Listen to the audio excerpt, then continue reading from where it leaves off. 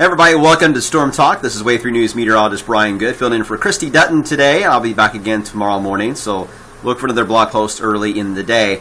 On Storm Talk, there is nothing to track. No outlooks listed for the area the next few days, which is good. As always, we'll keep an eye on it. We do have a chance for some thunder, though. We'll get into that in a second.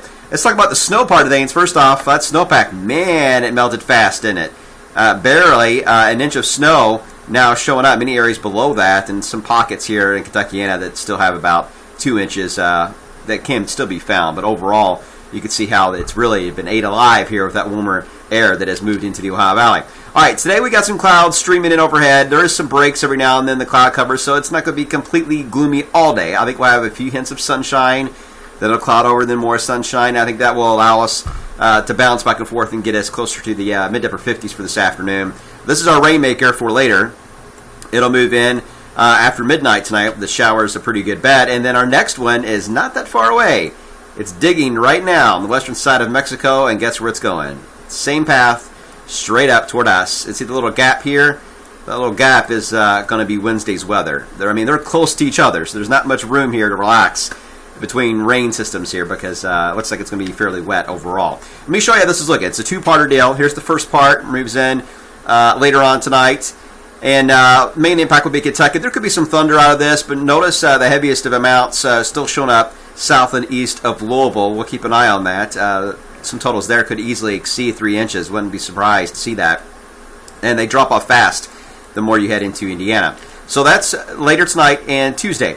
I think early Wednesday it'll be around, and then as we get into the afternoon hours, we'll see it fade off and move off to the east. This will be our only window of opportunity for a break. Wednesday afternoon, really.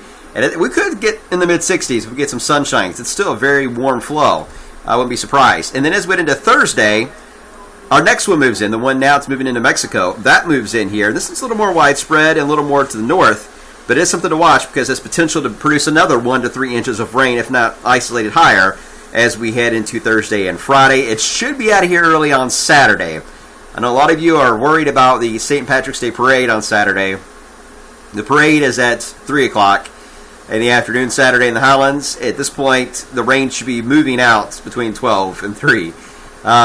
Too close, I know. But, hey, it's so early, things can change. But these areas of low pressure, when there's nothing really to steer it quickly in either one direction, there is a front to the north that will help at least accelerate it enough to get it out of here. But you got to watch the speed on these carefully. But overall, here's the forecast rain amounts. And the brighter the colors, the more rainfall. Once you get into these reds in here, talking about 4 or 5 inches of rain potentially as a grand total of both systems as we head toward the weekend. And then again, the amounts do drop off to the north. What's important about this when it comes to river flooding is the Ohio itself. Is someone vacuuming? I don't know if I can hear that or not. Someone's vacuuming here apparently. We can be dirty people sometimes. But anyway, here's the latest. The idea, the Ohio, again, always seems to flood last. The tributaries flow into it. So we have to watch upstream. The Ohio goes all the way up into West Virginia and actually feeds into Pittsburgh. So when they have a lot of snow through here and heavy rain, it flows down the Ohio and impacts us before it flows all the way down to Paducah and enters into the Mississippi. So right now, the forecast heaviest rain falling in this area of the Ohio Valley and Tennessee Valleys. The chances are that only portions of the Ohio and Mississippi to the west will likely feel the effects of that. More so, it's going to be an issue for the smaller rivers will flow up quickly and rise to flood levels and then fall back quickly. But again, we'll watch it because if this is displaced a little more to the north, then that would mean a different ball game for the Ohio River itself. Breaking down the model ideas, the NAM is still going gun-ho with this system for the first one. This is not the grand total of totals, by the way. This is just the first system for tonight and Tuesday. You see the average of the models is easily a ½ inch up to 3/4, and then the NAM is going crazy here with 2 inches. It's updating right now, the NAM is, so we'll see what it does. I'll have the latest numbers on midday coming up. But as it stands right now, it is flood stage, the upper gauge of the Ohio River is 24.4 feet, and it's forecast to go to 26.2. River Road is already being impacted. You can't turn right off the ramp there on 64 when you exit on 3rd Street. You can't go right because the road's closed and flooded. Transylvania Beach, Waldo Beach is affected as well. Waterfront Park, around the Center. The water is going to climb another good, 1 to 2 feet in the next 24 hours. So expect some closures in that area. Now, if we get this heavy rainfall later in the time period here, say, the Thursday-Friday event, that could change these numbers. If it does try to fall, it probably would be just a crawl downward. It may not even get below flood stage before the rain tries to push it back up again. So overall, downtown and River Row expect some issues for quite some time. Okay, looking beyond this rainy warmth and mess coming our way, looking at the indices, interestingly enough, they're all flipping. The Arctic Oscillation is going sharply negative, the NAO is going negative, and the PNA is going positive. You look at just the indices alone, that screams cold weather is coming back. And when I look at the ensembles, for next week, we try to get some warm air in here, but an Arctic front drops down and kind of pushes it to more of a zonal flow. We don't get the full effect of the warmth, and we don't really get the full charge of the cold initially next week. But as we head toward the first day of spring, which is March 20th this year, bottom falls out. The ensembles are indicating some cold weather moves back in the Ohio Valley. Could this mean another round of some snow? Possibly. Does it mean snowstorm? No. It's really hard to get snowstorms now from here on out. You got to have everything lined up to get that. But you can get rain to snow mixes and some snow flurries or maybe some light accumulating snows.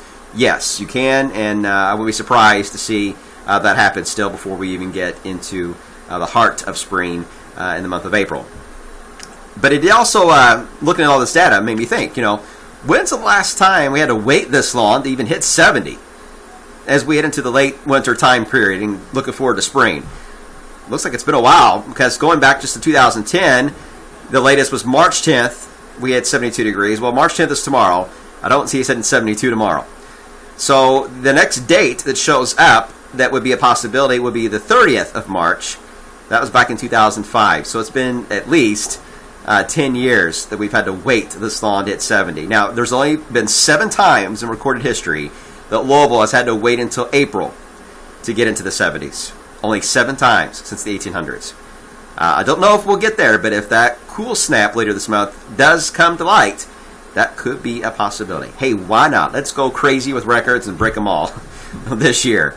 Seems like that's the path we're on anyway. All right, guys. I'm getting a little tongue-tied here. I'm tired, so I apologize. I need to go home and go to bed. But I am going to do the midday show first, so I'll see you today beginning at 11 o'clock, and then I'll be back here again tomorrow morning. All right? I'll be sleeping while you guys are enjoying the rest of the day. Have a good one.